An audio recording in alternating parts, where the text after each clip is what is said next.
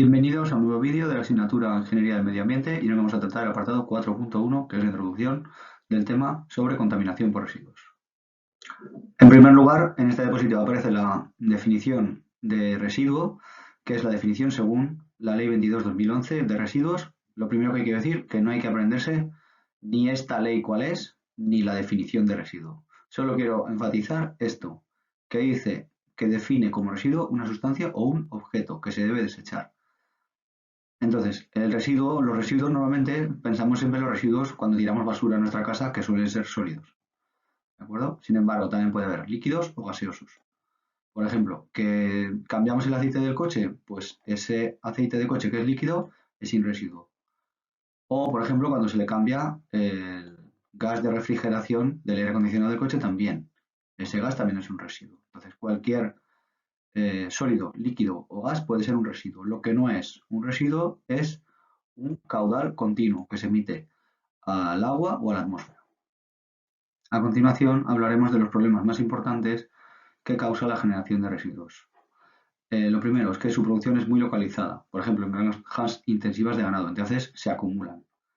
Lo segundo, ocupa mucho volumen y por eso se necesitan grandes extensiones de terreno para, por ejemplo, vertederos. Esto es más acuciante cuando son, por ejemplo, vertederos incontrolados. A continuación, podemos hablar de las sanciones de la Unión Europea que puede poner a España si no reducimos la cantidad de residuos generados. Y por último, que se lo comentaremos ahora en las siguientes diapositivas, que se transfiere contaminantes al medio ambiente. En cada uno de estos problemas hay un link a una página web por si alguien quiere ampliar la información.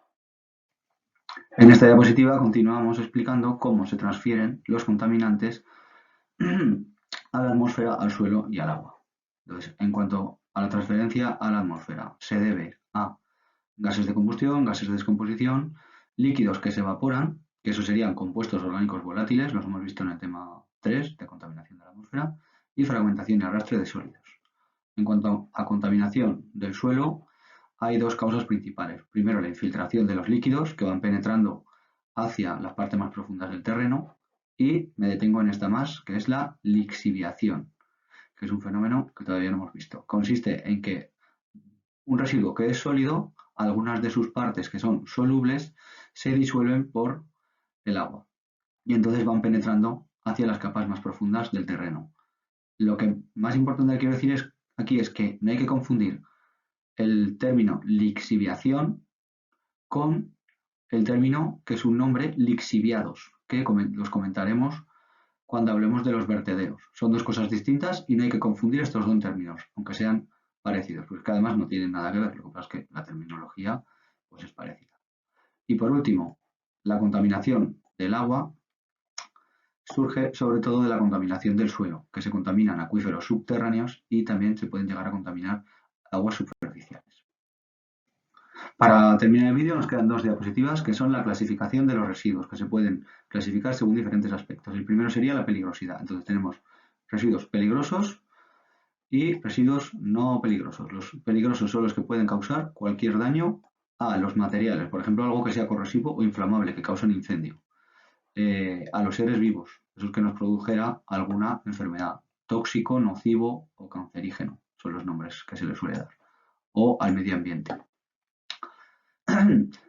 Todos los que no cumplan, que tengan alguna de estas características de peligrosidad, se denominan no peligrosos. Y aquí abajo tenemos algunas sustancias peligrosas. Los pesticidas, para que nos hagamos una idea, el gasarín es un órgano fosforado que tiene la misma composición, muy similar a la de los pesticidas. Por tanto, eso es tóxico. Los organohalogenados, citamos aquí dos compuestos que se habló de ellos en el tema 3, que son las dioxinas y los furanos, que ya dijimos que eran cancerígenos, bioacumulables, etc. Los ácidos y bases fuertes, pues son corrosivos, entonces dañan los materiales. Bueno, y también las personas, si te lo tomas, también. Los metales pesados. Es muy interesante la contaminación por metales pesados porque son bioacumulables, se acumulan en la cadena trófica de seres acuáticos y no los podemos llegar a comer nosotros. ¿De acuerdo? Y en esta última diapositiva se muestra la clasificación de los residuos según su origen. Entonces, los residuos más habituales son los que se llaman domésticos o asimilables a domésticos y son los que se producen pues, de la actividad propia de una casa, lo que tenemos nosotros, pues, restos de comida, envases, etc. Esos son los que, bueno, pues, se producen en nuestras ciudades. Y contienen principalmente materia orgánica y envases de vidrio, de latas, de tetrabric y no sé, alguna más. ¿Vale? Y luego, comentando un poco estos que se llaman los asimilables a domésticos. Son los que se producen no en un domicilio, pero tienen las mismas características. Por ejemplo, en una industria que tienen ahí un comedor y la gente coge bocadillos embolsados o se lleva su comida de casa y se coge 4 latas o botellas de agua, pues todos esos residuos son asimilables a domésticos. Luego tenemos otros tipos de residuos que aparecen ahí, agroganaderos, industriales, sanitarios. También se consideran residuos los que se producen del tratamiento de otros contaminantes. Aquí, por ejemplo, tenemos los de depuradora, que eso lo tratamos en el tema 2 y salen siempre en los problemas de decantadores. También es un residuo que hay que gestionar, no se puede tirar así de cualquier manera.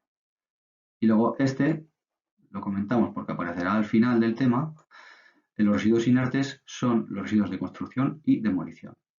Lo más importante de la diapositiva es, bueno, aclarar una posible confusión que podamos tener. Nos pensamos que los residuos domésticos nunca son peligrosos.